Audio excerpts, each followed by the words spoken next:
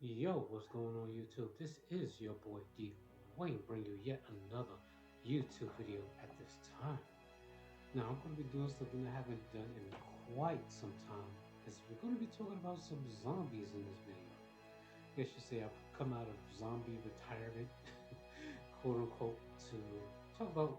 We got three new zombie cards that came out recently.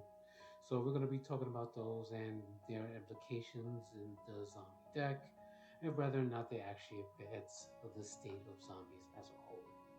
So let's go ahead and talk about the spell first. Now this is Spirit Illusion. This is a equipped spell card whose effect reads: equipped only to a level 5 or higher fiend or zombie monster.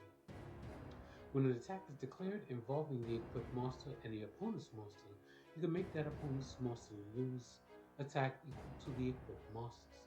You can activate one of these effects. Fusion summon one fusion monster from your extra deck, using monsters from your hand or field as fusion material, or you can special summon one doppelganger token, level 5 question mark attack, 0 defense, with the same type, attribute, and attack as the equipped monster. You can only use this effect of Spirit's Illusion once per turn. So let's go ahead and talk about it. Quick cards have never really been good for zombies, but it has some pretty decent implications with the effects that you can activate. The fusion summon of the fusion monsters pretty solid. Of course, that's going to be used to summon the Duke of Demise, or you can actually summon the Draco Necro Nether Soul Dragon off of it as well. Or if you happen to be messing around with the Outward stuff, you can actually use it to fusion summon into the Mad Golden Lord. So as far as the doppelganger token, the level 5 question mark and stuff, of course if you copy the attack of the fusion monster or whatever level 5 or higher monster attack is, you can use it in a variety of different ways. You can move the token off, or with tuners you can synchro it off to do something decent, or there's definitely a variety of different things you can do with the token once it's on the field. As far as this battle effect, it's pretty mediocre. Just it's losing attack equal to the equipped monster, so it's essentially dealing direct damage to your opponent. Of course, it's super mediocre. Mediocre, and nobody really cares about battle effects. Overall, the card is just pretty mediocre in itself. All right, next card. This is Spirit Shield. Now, this is a continuous shot that reads: once per battle, when the opponent monster declares an attack, you can banish one fiend or zombie monster from your graveyard, negate the attack. Also, once per turn, when your opponent activates a card or effect that will destroy cards on the field, you can banish one fiend or zombie monster in your graveyard to negate the activation. Lastly, once per turn during the end phase, if you do not control the fiend or zombie monster, you can send this card to the graveyard. Okay, since it's obviously banishing zombies or fiends, in this context we're talking about zombies. Of course, we have a myriad of different effects that will go off should you banish those appropriate cards. So Mazira, if you banish it from the graveyard, you can special summon itself. Chain G, if you banish it, it can banish itself and then banish another zombie to special summon. If you banish gargoyles, it'll return to the hand during the end phase.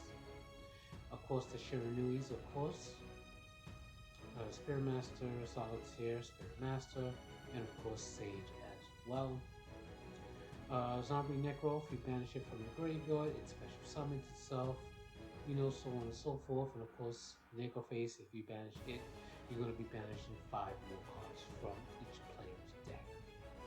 So it has some implications there, and triggering various zombie effects off its first and its second effect to stop cards from being destroyed.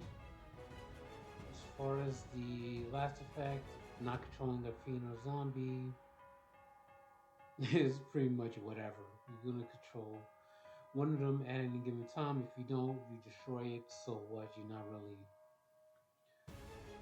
It's kind of silly that it has a maintenance cost to it, though. Otherwise, overall mediocre card. It does have some implications that it can trigger various zombies effects.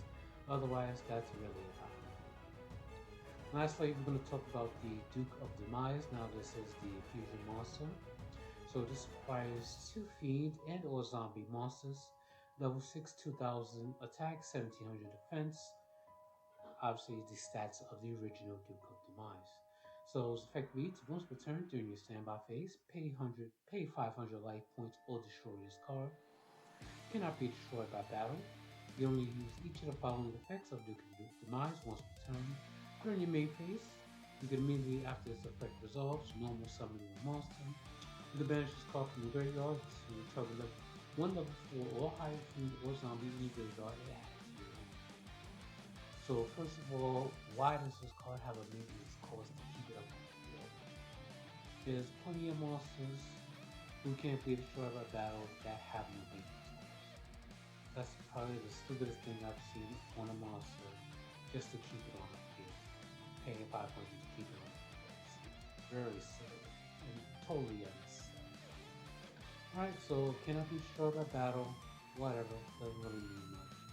You only use each of the following effects once per turn. Main phase, you can immediately after this effect resolve normal summon one monster.